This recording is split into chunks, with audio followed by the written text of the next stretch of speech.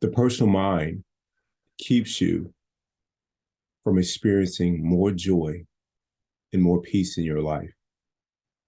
That topic, that title is completely accurate description of what my life was like before the practice. If the market was down, I was bothered by it. Why was I bothered? The market goes up and down. There's no control over it. There's so many factors, and I have no effect on hardly any of them, if any of them, except whether or not I invest or when I was a financial planner, invest my clients' money in it. I have no effect on the stock market. But here I am allowing myself to be bothered by it. Wow. My mind was making me bothered by it. I've often thought about how different my experiences would have been if I had a different mindset than the one that I had. If I had to spend my time on training it instead of trying to train the world and the people around me to be a certain way for me to be okay, what would my life have been like? It would have been like it is now. That I've worked on myself in such a way that I don't let my personal mind, with its desires, its wants, its needs, to dictate what my experience of life is.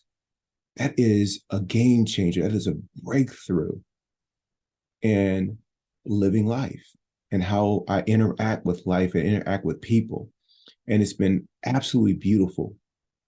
So I ask you, what would life be like for you if your personal mind was no longer keeping you from experiencing joy?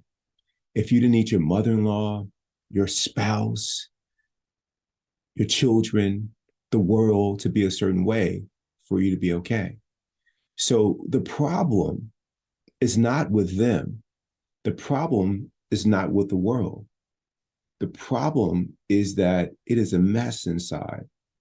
At least that was the case for me. The problem is that I lack the skill set, the ability to work on myself inside so that I'm okay with all the things in the world that occur that I have no control over.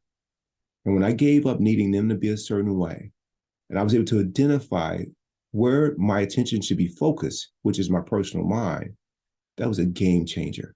And so for the last 8 years, I've been training it. And let me tell you, it's a challenge, it's work, but it's worth it. And I'm seeing progress every single day. And that progress is encouraging. So I'm not going to let up because I want to have every day be amazing. I want every Monday to feel like Friday.